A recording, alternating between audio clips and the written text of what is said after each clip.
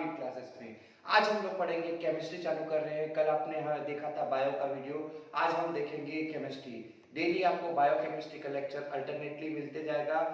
अगले नीट तक का हम सिलेबस को कंप्लीट करने का कोशिश करेंगे और पूरा डीपीपी भी सॉल्व करेंगे। सबसे पहले आज हम लोग देखेंगे केमिस्ट्री में 12th लेसन फर्स्ट केमिस्ट्री का फर्स्ट लेसन देखेंगे सॉलिड स्टेट। तो हम देखेंगे सॉलिड स्टेट होता क्या है, सॉलिड स्टेट के क्या क्या प्रॉपर्टीज होता है। आज हम लोग क्रिस्टलाइन और एमॉर्फस सॉलिड तक पढ़ेंगे। तो सबसे पहले हम आज बात करेंगे सॉलिड क्या होता है। सॉलिड पढ़ने से पहले हमको जानना पड़ेगा कि मैटर किसको बोलते हैं। क्या बोलते हैं? मैटर।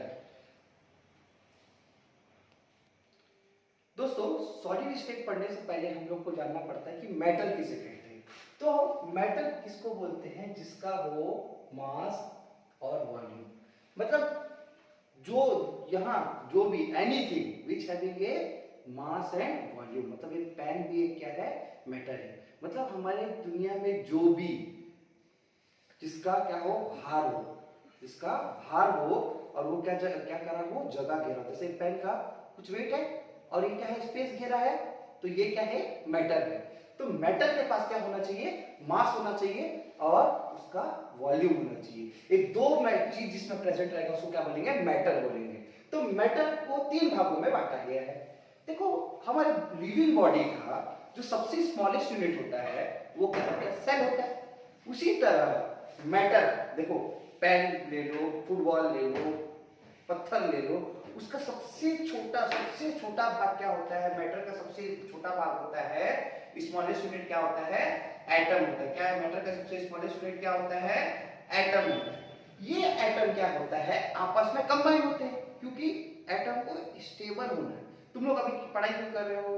क्योंकि तुम पढ़ लिख के क्या करो? अपने पैर पर खड़े हो जाओ और क्या हो जाओ? स्टेबल हो जाओ। उसी तरह से एटम भी क्या करते हैं? कंबाइन होते हैं। एटम कंबाइन होकर बनाते हैं मॉलिक्यूल्स। क्या बनाते हैं? मॉलिक्यूल्स। अब ये मॉलिक्यूल्स बनने के बाद ये मॉलिक्यूल्स बना, ये मॉलिक्यूल्स आपस में एक दूसरे से क्या होंगे? अट्रैक्ट होंगे। जैसे दो मॉलिक्यूल है, ये दो मॉलिक्यूल है, मॉलिक्यूल ए, मॉलिक्यूल बी। इन दोनों आपस में क्या करेंगे? एक दूसरे को फोर्स लगाएंगे। मतलब ये मॉलिक्यूल आपस में फोर्स लगाएंगे। इन दोनों में जो अट्रैक्शन रहेगा उसको बोलेंगे इंटरमॉलिक्यूलर फोर्स। क्या बोलेंगे? Intermolecular force. मतलब दो मॉलिक्यूल के बीच में लगने वाले बल को बोलते हैं इंटरमॉलिक्यूलर फोर्स बोलते हैं। तो देखो ये मॉलिक्यूल है, ये मॉलिक्यूल है, आपस में एक दूसरे को पकड़ के जोर एक अच्छा से पकड़ के रखेगा तो क्या बनेगा? सॉलिड बनेगा। अगर देखो सॉलिड में क्या होता है, सबसे पहले हम लोग इंटरमॉलिक्यूलर फोर्सेस देखे कि दोनों मॉलिक्यूल को जो पकड़ के एकदम टाइटली रखता है उसको बोलेंगे इंटरमॉलिक्यूलर फोर्सेस। देखो दो कंडीशन समझो। एक तो तुम्हारा दोस्त के साथ क्या होगा? तुम्हारा बॉन्डिंग अच्छा होगा, तुम लोग अच्छे से रहोगे, रिलेशन अच्छा से रिश्ता रखोगे, तो तुम लोग का अट्रैक्शन क्या रहेगा? ज्यादा रहेगा। अब वही दुश्मन के साथ, तुम दुश्मन को देखो क्या करोगे? दोनों एक दूसरे से बाहर जाओगे, एक दूसरे से दूर भागोगे। तो दोस्त मतलब इंटरमॉलिक्यूलर फोर्स समझो और दुश्मन मतलब थर्मल एनर्जी समझो। क्या? Thermal energy. मतलब इंटरमॉलिक्यूलर फोर्स में क्या हुआ? मॉलिक्यूल एक दूसरे के पास आते हैं, मतलब एक दूसरे से अट्रैक्ट रह के रखते हैं। और थर्मल एनर्जी क्या होता है? वह एनर्जी होता है जिससे दोनों मॉलिक्यूल आपस में दूरी बना के रखते हैं, उसको क्या बोलते हैं? Thermal energy. ठीक है। जैसे कि मान के चलो तुम दो दोस्त हो, ठीक है। अब दोस्त क्या हुआ? दोस्त का सिलेक्शन हो गया नीट में, तुम्हारा नहीं हुआ, तुम क्या होगा? जलन भावना आया तो क्या होगा? तुम उसको भागोगे, तुम उससे भागोगे, और इसका सिलेक्शन हो गया करके तो दोनों दूसरे से दूर दूर भागोगे। मतलब कुछ ऐसा एनर्जी जो तुम दोनों को दूर दूर रख रहा है उसको बोलते हैं थर्मल एनर्जी। उसी तरह से मॉलिक्यूल्स में भी एक दूसरे को जो दूर रखने का कोशिश करता है उसको क्या बोलते हैं? Thermal energy. तो एक थर्मल एनर्जी क्या होता है? एक मॉलिक्यूल को दूसरे मॉलिक्यूल से दूर रखने का कोशिश करता है। तो मैटर को तीन भागों में बांटा गया है, सॉलिड, लिक्विड और गैस। सबसे पहले देखते हैं सॉलिड। इसमें क्या होते हैं? मॉलिक्यूल आपस में, एक मॉलिक्यूल के बीच में, दो मॉलिक्यूल के जो बीच पे डिस्टेंस को क्या बोलते हैं? Intermolecular distance. क्या बोलते हैं? Intermolecular distance. ये जो डिस्टेंस है, अगर मतलब दो तीन मेरा हाथ है, ये तीनों एक साथ है, ये चारों एक साथ है, तो क्या है? इन दोनों मॉलिक्यूल्स मान के चले इसको, ये मॉलिक्यूल्स आपस में चिपके हुए हैं, मतलब इन दोनों के बीच में डिस्टेंस क्या है?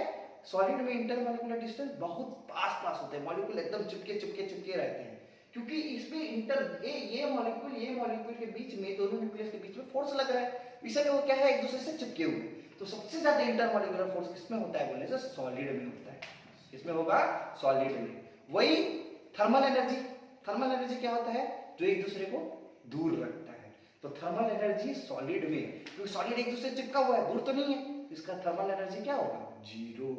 तो इंटरमॉलिक्यूलर फोर्स सबसे ज्यादा सॉलिड में होता है। अब देखो आपस में चिपक के बैठे, अपने एक मॉलिक्यूल दूसरे मॉलिक्यूल से क्या है, चिपक के बैठे हैं, तो एक दूसरे से इंटरमॉलिक्यूलर फोर्स लगा रहे, तो ये क्या करेंगे? सॉलिड के क्या होते हैं? पर्टिकुलर शेप होते हैं। देखिए ये सॉलिड है, इसका पर्टिकुलर शेप है, तो solid having a particular shape. क्यों? क्योंकि इसके मॉलिक्यूल एक दूसरे को टाइटली पकड़ के बैठे हैं, इसलिए इसका पर्टिकुलर शेप होता है। क्लियर है? उसके बाद देखो इसका क्या होगा? डेफिनेट मास होगा। सॉलिड है तो इसका क्या होगा? डेफिनेट मास होगा और डेफिनेट वॉल्यूम होगा। वही बात करूं लिक्विड में, तो देखो मैं बताया था कि मैटर का सबसे स्मॉलेस्ट पार्ट क्या होता है? एटम होता है। एटम से मिलकर मॉलिक्यूल बनता है। ये मॉलिक्यूल अगर थोड़े दूर दूर है, क्या हो? थोड़े दूर दूर है, मतलब इसका इंटरमॉलिक्यूलर फोर्स क्या हो रहा है? इसमें सॉलिड से कम है। इंटरमॉलिक्यूलर फोर्स क्या है? सॉलिड से कम है। किसमें? लिक्विड में। अब ये क्या होती है? लिक्विड क्या है? लेयर के फॉर्म में, थोड़ी दूर दूर है, लेकिन इसका इंटरमॉलिक्यूलर फोर्स क्या होगा? थोड़ा वीक होगा। तो ये लिक्विड किस फॉर्म में एग्जिस्ट करता है? लेयर के फॉर्म में एग्जिस्ट करता है। लिक्विड इंटरमॉलिक्यूलर फोर्सेस में लिक्विड किस फॉर्म में एग्जिस्ट करेगा? लेयर के फॉर्म में एग्जिस्ट करता है। देखो तुम लोग देखे होगे, कभी भी तालाब गए हो, तालाब में क्या करते हो? पत्थर लेते हो और पत्थर को मारते हो, तो तालाब से पानी ऐसा निकलता है। तो इससे क्या समझ में आता है? वो लेयर में निकलता है कि पूरा पानी चले जाता है एक साथ। लेयर में निकलता है ना, पत्थर मारता है तो क्या होता है? लेयर में पानी निकल जाता है। तो इसे क्या समझ में आता है कि लिक्विड किस फॉर्म में रहता है? लेयर के फॉर्म में। और एक छोटा सा कहानी बताता हूँ। तुमने जाना होगा कि गर्म 12 बजे तालाब में नहीं नहाने जाना चाहिए।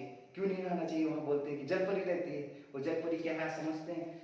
क्या होता है, एक चीज कॉन्सेप्ट याद रखना, जो भी चीज गर्म होगा वो जाएगा ऊपर। तो लिक्विड किस फॉर्म में एग्जिस्ट करता है? लेयर के फॉर्म में एग्जिस्ट करता है। अब देखो नीचे वाला सूरज, अपना सूरज भाई को रख लो यहाँ, ये सूरज भाई है अपना। ये क्या किया इसने? सूरज का रोशनी दे रहा है, तो ये क्या होगा? गर्म होके ऊपर जाएगा और ये ठंडा होके नीचे आएगा। तो ऐसा ऐसा ऐसा गोल घूमता है, इसीलिए ये क्या होता है? पाव खींचे जैसे रखता है। तो ये प्रॉपर्टी को बोलते हैं कन्वेक्शन। क्या बोलते हैं इसको? कन्वेक्शन। जो भी चीज गर्म होगा वो ऊपर जाएगा और ऊपर वाला नीचे आएगा, ऐसे ही करके घूमेगा। इसीलिए पानी क्या होता है? पानी के अंदर खींचने का कोशिश करता है। वो क्या है? लिक्विड का प्रॉपर्टी। और लिक्विड को जिस शेप में डालो उस शेप का हो जाता है। ठीक है? ग्लास में डालूंगा, ग्लास के शेप का होगा। प्लेट में डालूंगा, प्लेट के शेप का होगा। तो सॉलिड के पास क्या है? पर्टिकुलर शेप है, लेकिन लिक्विड के पास कोई शेप नहीं है। इसलिए liquid not having any shape. Liquid के पास कोई शेप नहीं होता है, not having a definite shape. ठीक है? और इंटरमॉलिक्यूलर फोर्स क्या होगा? सॉलिड से कम होगा। अब देखते हैं गैस। गैस में इंटरमॉलिक्यूलर फोर्स 0 है, मतलब एक दूसरे को मॉलिक्यूल को पकड़ने का क्षमता ही नहीं है। तो मॉलिक्यूल क्या होंगे? इधर इधर इधर रैंडमली। जैसे अभी देखो यहाँ मैं सांस ले रहा हूँ, तो यहाँ ऑक्सीजन भी घूम रहा है, नाइट्रोजन भी घूम रहा है। सब मॉलिक्यूल क्या कर रहे हैं? रैंडमली मूव कर रहे हैं। ये रैंडमली मूव कर रहे हैं, इसको क्या बोलते हैं? गैस। इसमें क्या होता है? दो मॉलिक्यूल के बीच में जो फोर्स लगता है, इंटरमॉलिक्यूलर फोर्स, बहुत कम रहता है, लेकिन दुश्मनी वाला थर्मल एनर्जी सबसे ज्यादा रहता है इसमें गैसेस में। क्योंकि गैसेस क्या रैंडमली मूव कर रहे हैं, वो किसी पर कंट्रोल नहीं है, और मॉलिक्यूल एक दूसरे से दूसरे भागते हैं। तुम लोग देखे होगे सिलेंडर भरते हैं, सिलेंडर में क्या करना पड़ता है? हम लोग को गैस से प्रेशर मारना पड़ता है कि मॉलिक्यूल आपस में चिपक जाए और लिक्विड में भर जाए। सिलेंडर हिला के देखो ना, लिक्विड पानी जैसा रहता है, लेकिन उसको खोल दो तो पूरा गैस बन के उड़ जाता है। क्या मतलब? मॉलिक्यूल किस फॉर्म में है? रैंडम में। उसको हम फोर्स दिए तो किसमें कन्वर्ट हो गया? लिक्विड में। तो हम लोग एक सीक्वेंस देख लेते हैं कि इंटरमॉलिक्यूलर फोर्स में सबसे ज्यादा इंटरमॉलिक्यूलर फोर्स किसमें होगा? सॉलिड, फिर लिक्विड, फिर गैस। और वही थर्मल एनर्जी, मतलब एक दूसरे से भागना, दुश्मनी की वजह से एक दूसरे से भागेंगे, वो कौन सबसे ज्यादा भागेगा? गैस। उसके बाद लिक्विड, उसके बाद सॉलिड, उसके बाद क्या करेगा? सॉलिड करेगा।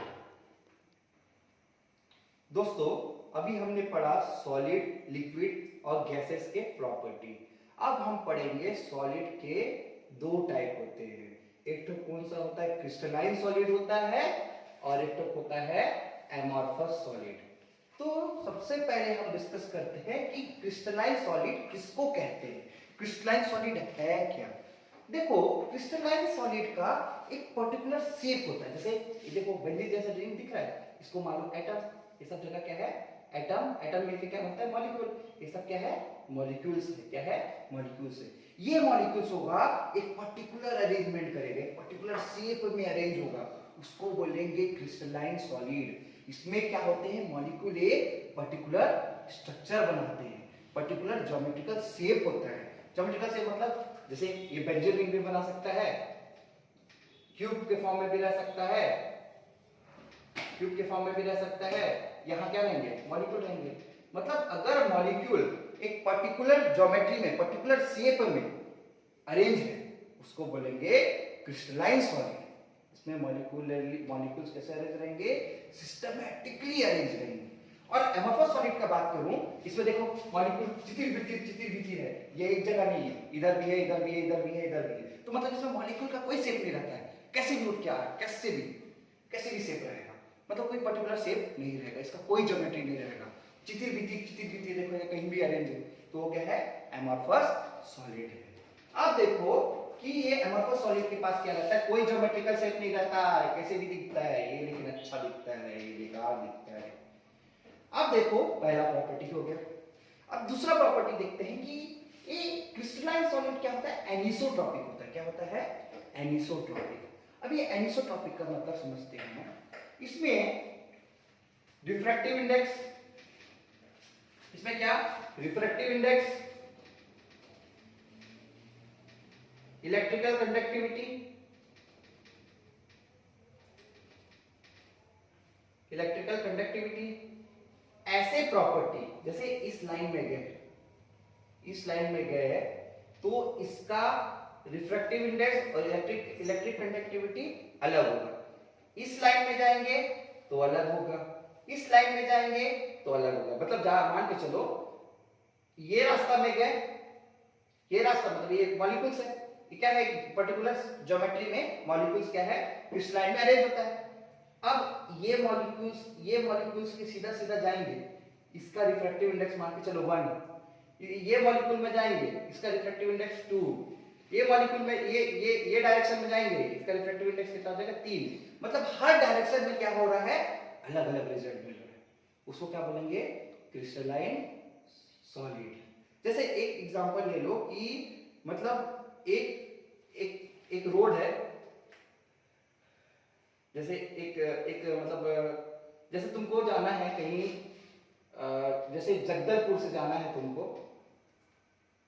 रायपुर, जगदलपुर से जाना है रायपुर, ठीक है। ये इधर से भी जा सकता है, सपोज के 3-4 रास्ते, इधर से जाएगा, इधर जाएगा, ऐसा भी घूम के जाएगा। ये इधर से इधर जाओगे तो 300 किलोमीटर में रायपुर पहुंच जाओगे, इधर से जाओगे तो 400 किलोमीटर में रायपुर पहुंच जाओगे, इधर से जाओगे तो 500 किलोमीटर में रायपुर पहुंच जाओगे, इधर जाओगे तो 600 किलोमीटर। मतलब हर डायरेक्शन में तुमको वैल्यू क्या मिलेगा अलग अलग मिलेगा, उसको क्या बोलेंगे क्रिस्टलाइन सॉलिड बोलेंगे। उसको क्या बोलेंगे क्रिस्टलाइन सॉलिड। एक क्रिस्टलाइन सॉलिड ये जो प्रॉपर्टी होता है इसको क्या बोलेंगे एनिसोट्रॉपिक। एनिसोट्रॉपिक क्यों बोल रहे हैं, हर डायरेक्शन में उसको रिजल्ट अलग मिल रहा है, हर डायरेक्शन में इधर भी जा रहा है तो वही डायरेक्शन में, इधर भी जा रहा है तो वही मिल रहा है, इधर भी जा रहा है तो अलग अलग वैल्यू मिल रहा है, हर डायरेक्शन में अलग अलग वैल्यू मिल रहा है, उसको क्या बोलते हैं एनिसोट्रॉपिक। क्या बोलेंगे एनिसोट्रॉपिक, ठीक है। अब ये क्रिस्टलाइन सॉलिड के पर्टिकुलर ज्योमेट्री में अरेंज है, पर्टिकुलर ज्योमेट्री में अरेंज है और एक दूसरे टाइटली अरेंज है, इसका मेल्टिंग और बॉइलिंग पॉइंट भी क्या होगा बहुत ज्यादा होगा, इसके पास मेल्टिंग पॉइंट क्या होता है इसका बहुत ज्यादा होता है, ठीक है। ये क्रिस्टलाइन का प्रॉपर्टी। अब एक और प्रॉपर्टी हमको याद रखना है लॉन्ग रेंज ऑर्डर। देखो अगर एक मॉलिक्यूल क्या है पर्टिकुलर अरेंजमेंट में है, देखो इस डायरेक्शन में जाएंगे तो बहुत सारे मॉलिक्यूल मिले, इस डायरेक्शन में जाएंगे तो क्या हो जाएंगे बहुत सारे मॉलिक्यूल मिले, इस डायरेक्शन में भी जाएंगे तो बहुत सारे मॉलिक्यूल मिले।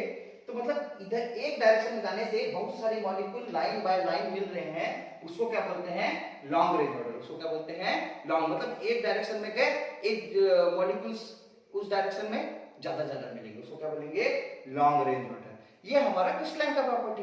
एमॉर्फस का जस्ट उल्टा, हमने क्या पढ़ा, क्रिस्टलाइन में एक पर्टिकुलर शेप होता है, वो अच्छा दिखता है। एमॉर्फस क्या रहेगा, अच्छा नहीं दिखता, उसका कैसे चितिर वितिर भी शेप रहता है, उसका चितिर वितिर शेप रहता है तो उसका मेल्टिंग पॉइंट और बॉइलिंग पॉइंट क्या हो जाएगा, कम हो जाएगा। मेल्टिंग पॉइंट इसका क्या होगा, कम होगा। अब इसमें हम क्रिस्टलाइन में क्या पढ़े, जो डायरेक्शन में जाएंगे हर डायरेक्शन में हमको क्या मिलेगा, वैल्यू अलग अलग मिलेगा।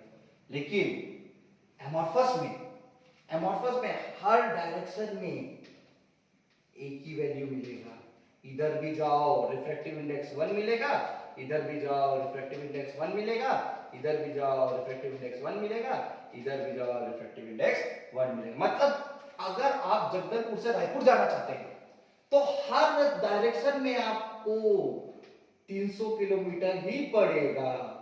मतलब इधर से भी कान पकड़ो वही मतलब, इधर से भी कान पकड़ो वही मतलब, वही होता है एमॉर्फस। कोई शेप नहीं होता इसका, कोई शेप नहीं होता, और हर डायरेक्शन में इसका कोई पर्टिकुलर शेप नहीं होता। तो देखो एक डायरेक्शन में पकड़ूंगा तो मॉलिक्यूल ज्यादा मिलेंगे, नहीं मिल रहे। देखो मैं अगर इस डायरेक्शन में जाए, देखो ये मॉलिक्यूल्स है, ये मॉलिक्यूल्स देख रहे हो ना, चितिर बितिर है। अब जो पर्टिकुलरली अरेंजमेंट नहीं है, अगर मैं इस डायरेक्शन में जाऊंगा कितने लोग मिले, एक लोग मिला बस। ये डायरेक्शन में कौन कितने लोग मिले, एक लोग मिले। लेकिन क्रिस्टलाइन में देखो इस डायरेक्शन में बहुत लोग मिल रहे हैं, ठीक है। तो ये हो गया एमॉर्फस, ठीक है। अब एमॉर्फस में क्या होगा, मेल्टिंग पॉइंट क्या होगा, कम होगा क्योंकि चितिर बितिर है। उसके बाद इसका एग्जांपल याद रखना, क्रिस्टलाइन का एग्जांपल है सोडियम क्लोराइड। क्या है, सोडियम क्लोराइड और क्वार्ट्ज। क्वार्ट्ज ये दो एग्जांपल किसके हैं, क्रिस्टलाइन।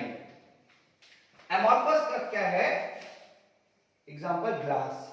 ग्लास को एक बार पूछता है, एनसीईआरटी का भी क्वेश्चन है, ग्लास को क्या बोलते हैं, सुपर कूल्ड लिक्विड। क्या बोलते हैं, सुपर कूल्ड लिक्विड। अगर तुम लोग बहुत पुराना बिल्डिंग में गए होगे, वहां कांच लगा होगा, बहुत पुराना बिल्डिंग, राजा जमाने का बिल्डिंग गए होगे, वहां कांच लगा होगा, तो कांच को देखना, कांच के नीचे ना मोटा हो जाए, कांच नीचे से मोटा है, ऊपर से पतला रहेगा।